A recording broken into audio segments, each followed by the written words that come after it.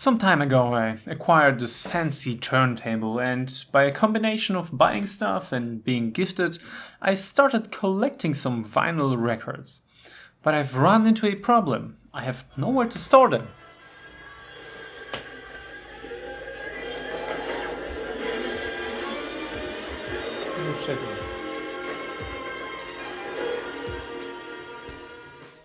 Hi guys, GAlessio here. Any sane person would just buy a sensible storage solution for their vinyl records, but I'm not like that. Oh no, I'm far from that. If I ever have a choice between buying something and making something myself, there is no choice for me. It's not a choice at all. And just look at it, what I've accomplished, just look at it. I happen to have a lot of copper pipes and fittings from the time when me and my wife tried to design a copper lamp, and we failed miserably. It was about 3 years ago, and all these things have been sitting in my home since then, and I finally found a usage for them, so yay! So this is one of these rare projects that requires a certain amount of preparation.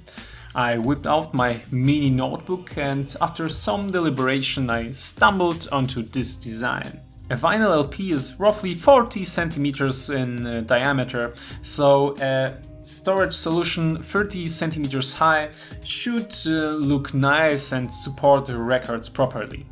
As an additional design touch and a little help in organizing the records, I added this small thing in the middle.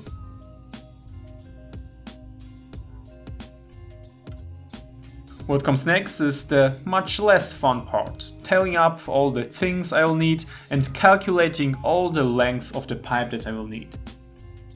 In total we will be needing 6 T connectors and 10 90-degree bends.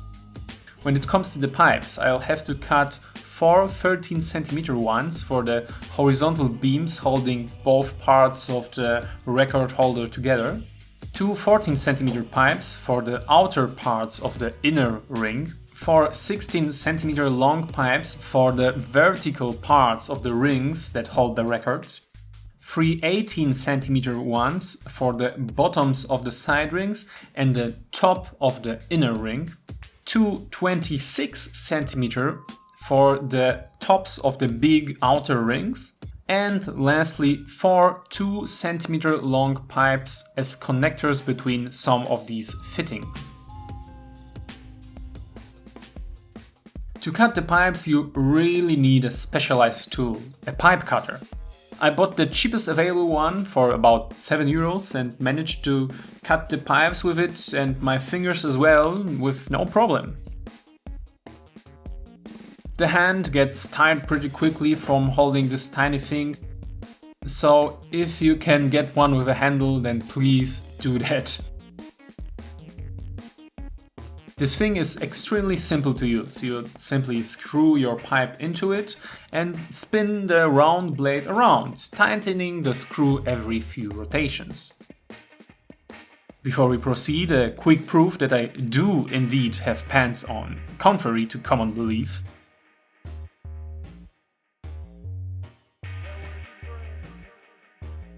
With all the parts laid down, we can get on with the gluing. Now, as a basic miniature model maker, I possess and respect only 3 types of glue: PVA, hot glue and cyanoacrylate glue. Sadly, none of these 3 is perfect for an application like this. I really recommend you buying a 2-part epoxy or a contact cement type of stuff, or really something designed for metals and for parts that will potentially slide apart. I had some real problems with this cyanoacrylate glue and I still have to do some touch-ups on this project, to be honest. Or better yet, don't half-ass things, just solder these pipes together just as the plumbers do it, with a big flame and copper thing that melts. You know what I'm talking about. But I don't really have the necessary equipment, skill or space to do that, so yeah, I'm stuck with glue. Anyway, as you glue them together, there's one thing to keep in mind. Always glue at the straight angle. Everything that can be glued flat, you better glue flat. Everything else I try to check with a simple small carpenter square just to be sure that it's nice and 90 degree at each connection. I personally did the bottom first to have a stable and flat base. Then came the 90 degree fittings for the side rings. And this is where these 2 cm long pipe fragments come in handy. And you also have to think about how you want to put these pieces together. You know, copper isn't really very elastic. I mean, sure, you can bend it and then bend it back, but it will leave a mark. So you have to design your gluing process in such a way that it won't need any bending or pulling apart. Just fitting these pieces together.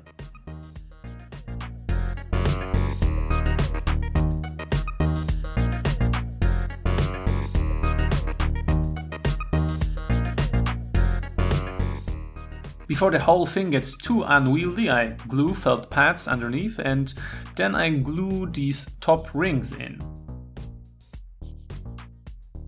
I kinda struggled with them, to be honest, but as I said, it's all because of the suboptimal cyanoacrylate glue that I used.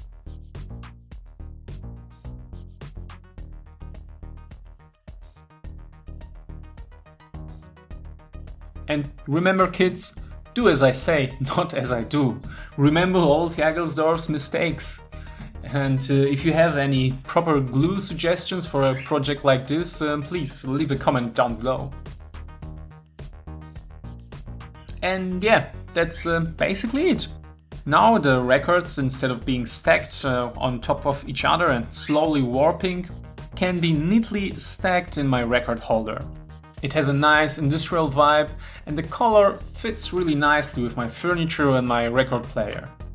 Also, the copper pipes have the added bonus that they will over time get covered in more and more patina, from this nice copper color in the beginning to a more orange, brown, then gray, and finally this beautiful blue-green turquoise color that we all love.